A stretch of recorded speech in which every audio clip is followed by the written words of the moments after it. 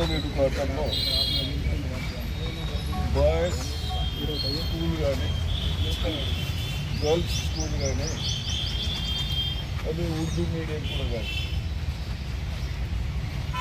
దాంట్లో నియర్లీ 300 వరకు ఉన్నారు బాయ్స్లో. గర్ల్స్లో కూడా 300 10th ఉంది. Up to 7 to 10th 6 to 10th ఉన్నారు. కాబట్టి నియర్లీ మన స్ట్రెంత్ 40 ఉండాలి.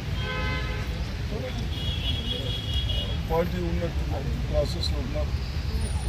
నేను టీచర్లని అభినందిస్తూ ఇక్కడ మన పిల్లలు గర్ల్స్ కానీ బాయ్స్ కానీ వచ్చినప్పుడు ముఖ్యంగా చదివించుకునే దానికి ఎడ్యుకేషన్ క్లాస్ రూమ్స్ బాగా చేయించుకుంటూ అదేవిధంగా టైలర్స్ గర్ల్స్ కానీ బాయ్స్ కానీ పొద్దున ఇంటికి వెళ్ళి వచ్చిన తర్వాత గర్ల్స్ ఈవినింగ్ వరకు కూడా టైలర్స్ లేక సౌకర్యం లేక కిడ్నీస్ మీద కూడా ఎఫెక్ట్ పడే కానీ కిడ్నీస్ మీద కూడా ఎఫెక్ట్ పడే అవకాశం ఉంది. కాబట్టి ఇవన్నీ దృష్టిలో పెట్టుకొని ఈ ప్రభుత్వం వచ్చిన తర్వాత ఎక్కడైతే మన స్కూల్స్లో ప్రాబ్లమ్స్ ఉన్నాయో అవన్నీ రెక్టిఫై చేయాలన్న ఆలోచనతో ఈరోజు ఇక్కడికి రావడం జరిగింది.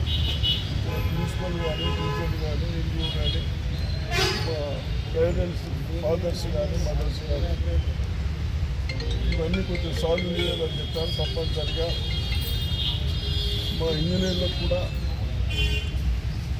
ఉన్నదానికి అన్నీ బాగా చేసుకుంటూ స్టాండర్డ్ చేసుకుంటూ ప్రకృతి ఉండకుండా కంట్రాక్టులను డబ్బులు తీర్చే అవకాశం వద్దు.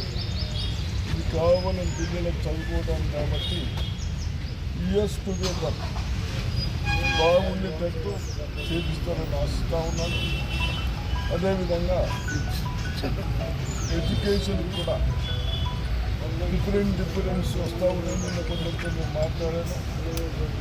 మాట్లాడిన తర్వాత ఎక్కడైతే క్లాసెస్ లేవో స్ట్రెంత్ లేదో టీచర్స్ ఉన్నారు, స్ట్రెంత్ ఉన్న దగ్గర టీచర్స్ లేదని చెప్తా ఉంటాం. కాబట్టి అవన్నీ